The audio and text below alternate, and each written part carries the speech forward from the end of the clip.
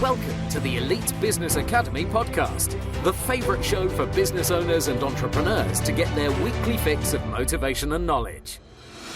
Discover powerful strategies on how to build a successful business and techniques to create a positive life. And now, here's your host, motivational speaker, business coach, and founder of the EBA, Craig Wilkinson. Welcome to the Elite Business Academy podcast. My name's Craig Wilkinson. I'm the founder of the EBA, and in this coaching podcast, I'm going to be sharing with you the 5 steps that took me from being a busy, full business owner, working 80 hours plus each week, to working just 8 hours a week, and more importantly, giving me my valuable time back to spend it where I choose. So I suggest you grab yourself a notepad and pen and make plenty of notes of what I'm about to share with you.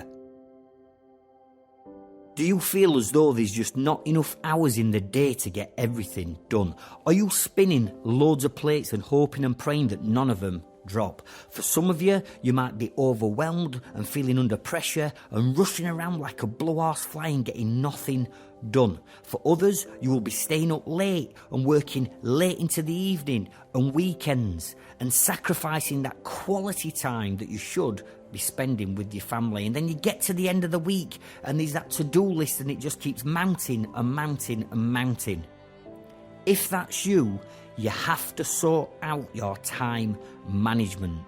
The consequences of you not being able to manage your time in a productive and best way for you means that you will become a slave to your business forever if you don't master your time. And I know at first-hand experience what a negative impact not being in control of your own time not only has on your business, but also has on your personal life.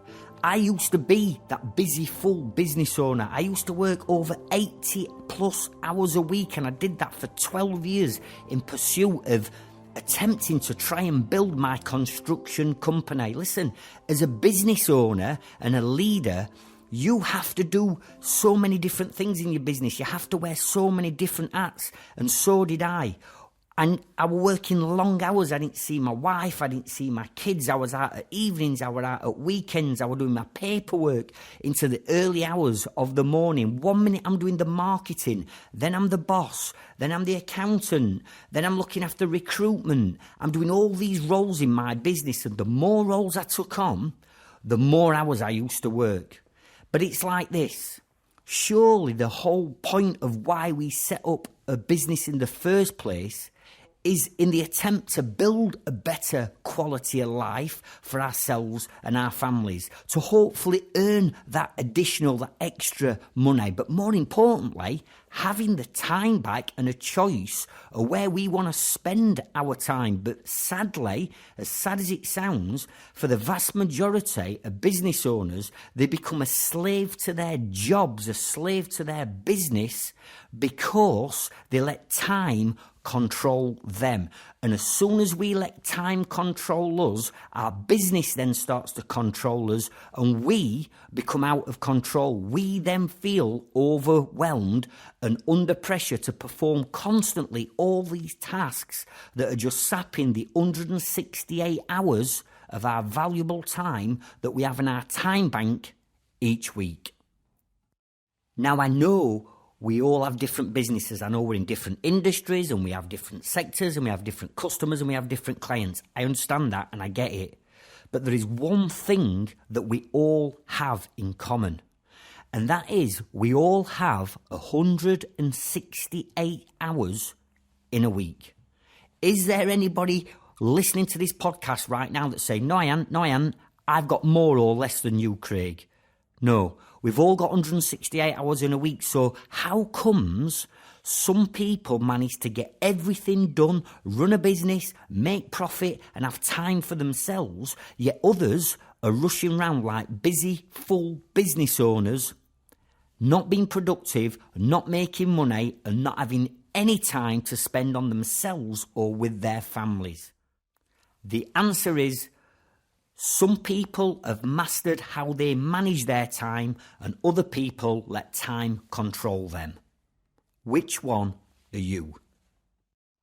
Having been someone who used to let time control me, and with working with hundreds of other business owners who do the same, I believe that time is the biggest killer to any small to medium-sized businesses.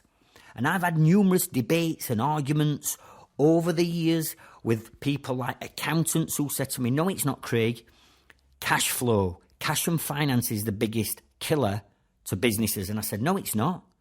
If you got 50 hours to sit down with me to work on your cash flow and improving your cash and finance, do you think we could do it? Answer, yes, of course we could improve it. The challenge is we don't have 50 hours a week to sit down and work on one particular part of our business. Likewise, marketeers will say, no, it's not, Craig, it's marketing. Because if we've not got them quality leads being generated and bringing them into our business, we haven't got a business. What I'm saying is, I accept that, but how many people have got 50 hours to sit down and work on websites, SEO, social media strategies, email marketing? Not many. So the ultimate killer to businesses is time, the lack of it. Because as business owners, we're all extremely busy running our businesses. So here are the 5 steps that literally took me from working over 80 hours a week to eventually just working 8 hours, 1 day a week in my construction company that ended up running itself, making profit, and ultimately became a saleable asset that I later went on to sell. Step number 1, the time log. Listen, before we can even get to grips with our time, before we can start working on it, surely it makes sense for us to identify where our time is being spent in the first place. You see, you'll be doing that many different tasks in your business that just become second nature because you're the one that does them all the time, that you'll probably not know where your time's being spent to start off with. So what we need to do is we need to log our time against every task and every role that you do. Right from picking up the phone and speaking to customers and clients, to driving to meetings, to putting the kettle on, to answering emails, to producing quotes and proposals, whatever it is you do as a task or a role in your business, we have to log the time against it. Now, yes, this is a tedious task, but if you want to reclaim that valuable time back, it's an absolute must that we do not miss out step number 1, because everything revolves around where our time is currently being spent. And we have to log our time against all these roles and tasks for 4 weeks, for 1 month, because you might have a freak week or a week that's completely different for whatever reason, that's not a normal week. So if we log our time over a 4-week period, it's going to give us a great indication on average of where your time is being spent.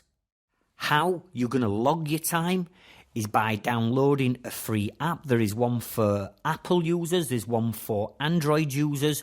It's a free app that you download onto your phone. You load up all the different tasks that you or roles that you undertake in your business into the app. And then what you do is, when you start that role or task, you press the start button. When you complete it, you press the stop button. And what the app does is it logs your time against that task or role. And at the end of a month, we pull off a report that tells us exactly where your time is being spent. So here are the apps that I'd like you to download. If you are an Apple user, head over to iTunes and download an app called Hours Time Tracking, or head over to hourstimetracking.com and download their free app. Or if you're an Android user, head over to Google Play Store and download for free an app called the letter A, Time Logger, or head over to atimelogger.com and download their free app. Now, the reason why this is absolutely so important is this. 10 years ago, when my business coach told me to do this, and bearing in mind at that moment in time, there were no apps, it were all done on an Excel spreadsheet, logging my time.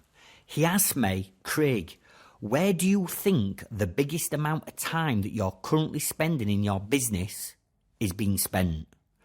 And at that time, I thought it was all about babysitting my team on site and sorting the staff out in the office. It was team. It was all around looking after, motivating my team. But in actual fact, once we'd done the time log, it materialised that 26 hours of my working week was spent doing admin. Doing quotes, doing paperwork, doing invoices, doing letters, all that type of stuff. Yet, I'd got 2 full-time admin staff. So what Mark said to me is, look, how can you be spending 26 hours a week doing admin when you've got 2 full-time admin people? And my reply to that was, yeah, but the stuff that I'm doing, they don't know. They're not a builder. They're not a carpenter and joiner. They can't do quotes. Mark's reaction was, really? Are you the only building company in the world where the director has to do their own paperwork and quotes? No, of course not. So what you're lacking in your business, Craig, is a system that your team can run to produce your quotes, your invoices, your paperwork. So what we did is we set time aside to look at them 26 hours and say, right, if we want to get those back, let's put a system in place that your team and your admin team can run. Therefore, you will get 26 hours a week of your time back. Lo and behold, 3 months later, we put a system in place, we trialled it, it worked, we trained our team up on how to use the system. Bingo. I got 26 hours of my working week back. What we then did is we looked at the next big chunk of time and we said, right, who can we delegate this role to? What system? What team do we need to bring in to run the system to slowly get your time back? And what we did is we chunked down all these bits and all these areas, these roles, these tasks that I was undertaking. We put a system in place. We brought a team member in to run that system. And then within a matter of 18 months, I'd gone from working 80 plus hours to down to working about 20 hours a week. Why? Because I'd identified where the time had been spent. I put a system in place and I brought a member of staff, a subcontractor, a freelancer in to run that system that slowly gave me my time back. And this is why identifying where your time is being spent in the first place is critical for you to get the big chunk of your time back. Step number 2. Delegation. One of the biggest fears of any business owner is letting go. After all, your business is your baby. You've conceived it from scratch. And to let go of your baby and give control to somebody else can be a daunting and frightening task. And let's face it, nobody can do those roles and tasks as good as you, because you're the business owner, you're the person that's invented them, you're the person that does them on a daily basis. And I think we've all been at that point where we've said to somebody, look, I'm going to show you what to do, and for whatever reason, it doesn't work. And you then go back into the mindset of thinking, do you know what? I might as well just do it myself, because by the time I've explained it to that person, I might as well have done it myself and it's done right. But if we're serious about growing our business that's going to give us our valuable time back, we have to learn to delegate. You cannot build a successful business on your own. Trust me, I've tried it. It nearly broke me. It cost me my first marriage. Everything went down the pan. I almost lost everything because I was trying to do everything myself. What we must do is we must learn to delegate to other people. So if you've got a team, if you've got members of staff, take your time log, take the biggest chunk of time that you're spending, put a system in place and delegate that role to somebody else. Now, what if You are a business that's just you. You haven't got a team, you haven't got any staff to delegate roles to. Well, this is where you need to start to think about employing a virtual PA. Someone that you can outsource and delegate that particular role to, even if it's on a pay-per-hour basis, or it's half a day a week, or it's a freelance arrangement that you've got, you need to start to delegate. Now, you might say, yeah, that's okay, Craig, but I'm a small business and I've only recently set up. I cannot afford to delegate that role to a virtual PA. The business is not making enough money. Well, let me say this to you. Number one, if you don't, you will become a slave to your business. But number two, think about it this way. If that virtual PA or that freelancer saved you 8 hours a week, you've now reclaimed those 8 hours back. If you invested those 8 hours into marketing, if you invested those 8 hours into finding your most profitable target market or selling more of your profitable products and services, which we can all do in an 8-hour period, you would then generate enough profit or enough money coming in, the revenue into the business, to be able to pay for that virtual PA. So there is no excuse for anyone to say, I can't delegate, I can't afford it, or I haven't got anyone. Because we can all delegate. It's how every small to medium-sized business started off. Yes, this will push you outside your comfort zone. And yes, you have to let go of your baby to a certain extent. But if we don't start to delegate our roles to other people, you will find that before you know it, you are working ridiculous hours week in, week out, and sacrificing that me time or choosing to spend that time how you want to spend it. Step number 3, default diary. As business owners, we try our hardest to be as productive, as organised, and to plan our weeks and months in advance. But unfortunately, business takes over, life takes over, and for a lot of business owners, our planning and our organisational skills go out of the window. This then leads us to spinning loads of plates and feeling overworked, under pressure, and overwhelmed. So we need to get super organised, get them organisational skills in place and plan our days, our weeks and our months in advance to make sure that we are working at our optimum capacity. This is done through something called a default diary. Let me explain what a default diary is. A default diary is where you are going to plan out into your diary and get more organised on all the tasks and roles that you undertake either on a daily, weekly, monthly, quarterly or annual basis that's repetition. An example of this could be every Monday morning you have a team meeting that lasts for 2 hours. Or it could be every third Friday in the month I attend the Elite Business Academy live events. Or the last week in every quarter is the time where I need to set 4 hours aside to complete my VAT return. Either way, these are tasks and roles that you do on a consistent basis that we need to plot into your diary. So all that white space in your diary starts to be taken up by the most important tasks and roles that you personally have to undertake.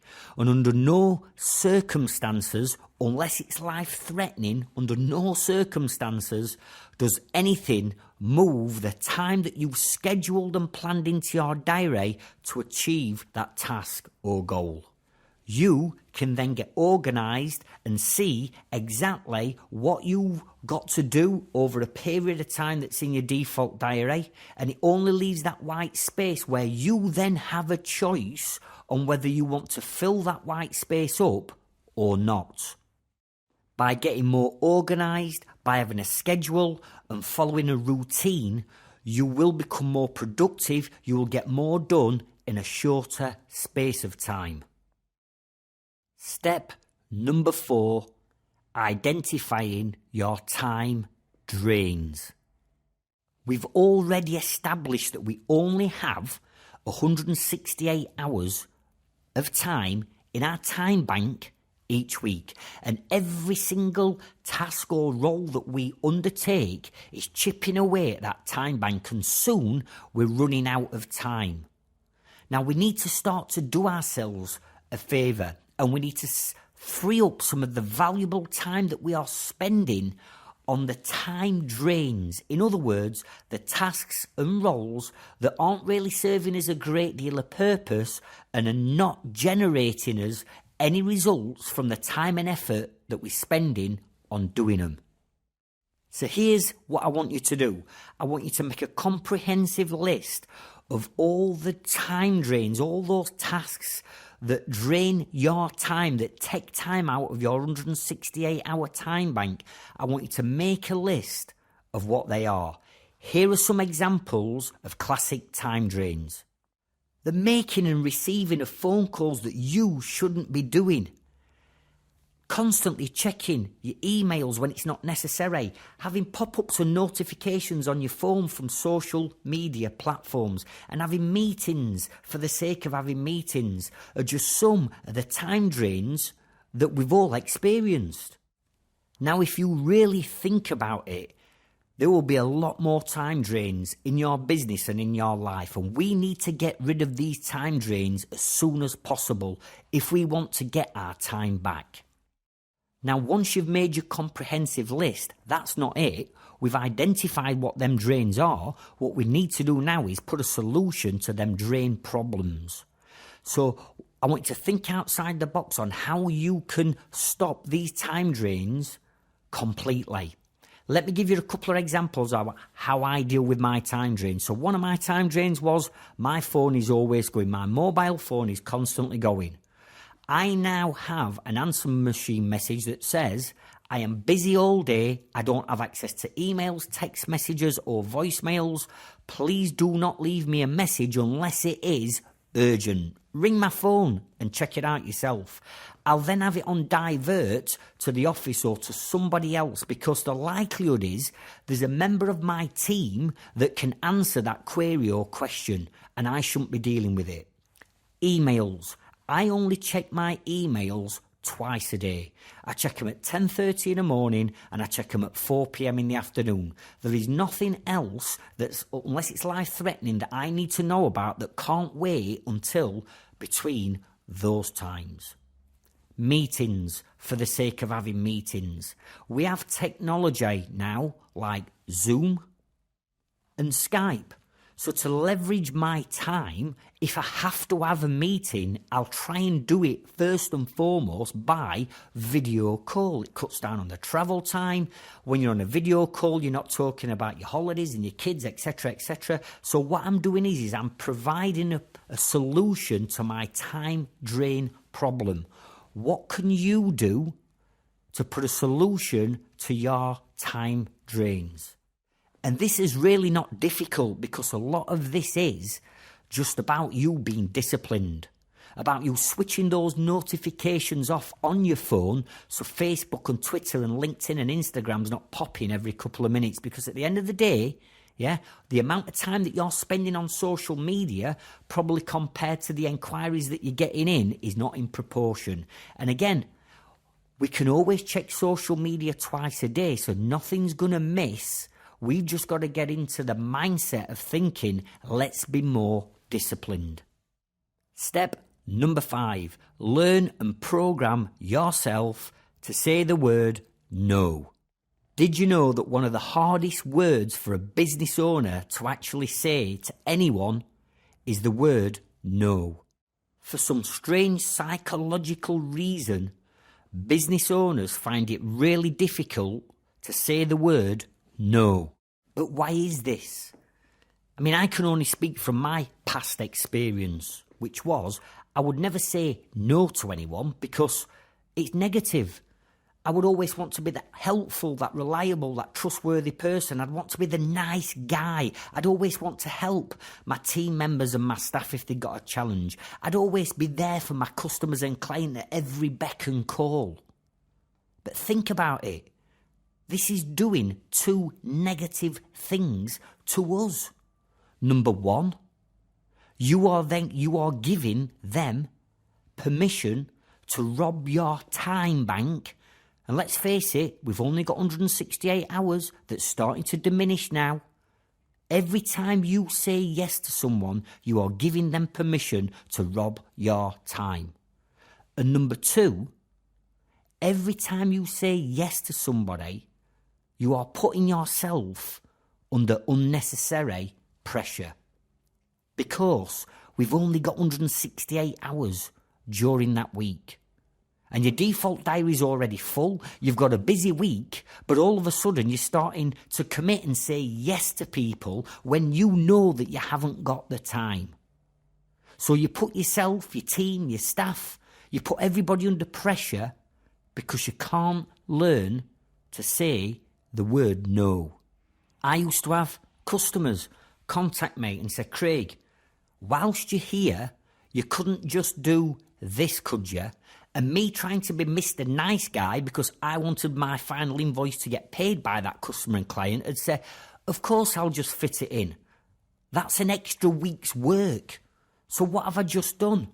I've not only put myself and my team under pressure, I'm also now going to have to find another week in my default diary where I'm going to have to start moving my other customers or clients around and pissing them off because I've said yes to someone when I should have in actual fact said no. So I want you to think of all the situations that arise on a regular basis where you are saying yes when you know in your hearts of hearts you should have said no. And I want you to make a list and I want you to write those instances or those situations, I want you to write them down. Let's identify them up front, what these are. Then what we're going to do is we're going to program ourselves to say the word no. And by saying no, we're going to safeguard our time bank, yeah? And we're not going to let people rob our valuable time when a lot of these situations and problems can be solved by themselves. So the next time one of your team members knocks on your door and walks in and says, boss, have you got 5 minutes to just, what are you going to say? No, you sort it out. Don't start robbing my time when a lot of the situations can be resolved by somebody else. Again, it goes back to delegation. So let's not be scared of saying the word no. Yeah, it's your business, it's your time. Do not let the time bandits and the time drains rob you any longer of your valuable time. So there you have it. They are the 5 steps that I've now implemented over the last decade, over the last 10 years, since learning all about managing time and time management. They're the 5 steps that took me from being a busy, full owner of a building company, working stupid hours a week, not seeing my wife, not seeing my kids, not giving up on me and giving all my me time away. They are the 5 steps that took me from that person to eventually, within a 2-year period, working just 8 hours a week. Yes, it's hard, it's not easy. It takes discipline and it takes focus to achieve these types of results. But it's not just working for myself, it's working for the hundreds of EBA members that we work with on a weekly and monthly basis. They are now getting their time back. They're investing that time into other areas of the business. They're growing the business, but more importantly, they're enjoying their time and they are not being controlled by their business. They have a choice. People talk about the work-life balance. And in my opinion, there isn't such thing as a work-life balance. I believe it's called a work-life choice. You get 2 options. You either choose to drain your own time bank dry each week by working long hours, by saying yes to everybody, by not having a default diary, etc. Or you can choose to take what you've learned in this podcast episode today and implement it into your business to win back your valuable time. The single most valuable commodity in all our lives is not money. We can all earn more money, we can all make more money. The one thing we cannot do is we cannot make more time. So the sooner we can learn to manage our time and utilise that time to help grow our business, to make more profit, once we've got our time back, we can then start to enjoy the fruitful life that we all crave and we all dream of. And I don't know what that means to you, but all I know is spending quality time with my family makes me joyful and makes me happy. It might not be for you. You might want to go and do something else, but the main thing, the main point of this is you then have a choice. You have then a work-life choice on what you want to do with your valuable time. So I'd love you to keep me updated on the progress that you're making with your time management. What I'd love you to do, if you've not already joined our Facebook group, please head over to www.facebook.com/groups/Elite Business Academy. Join our community and come and tell us, how are you spending your newfound time? What are you going to do when you get your time back? Where are you going to visit? What are you going to do with your children? What's the me time? What's one of your goals that you're going to achieve once you get your time back? So please join us on our Facebook group. Likewise, if you feel as though you've got value from this podcast coaching episode, I'd love you to subscribe to our podcast so you never miss another episode. If you're an Apple user, you can subscribe through iTunes. If you're an Android user, you can subscribe through podbean.com. You can also subscribe to our YouTube channel and listen to our podcast on our YouTube channel. But that's Craig Wilkinson. I'm really excited to be finding out what you're going to be doing with your newfound time, and I'll see you over on our next podcast episode. Thank you.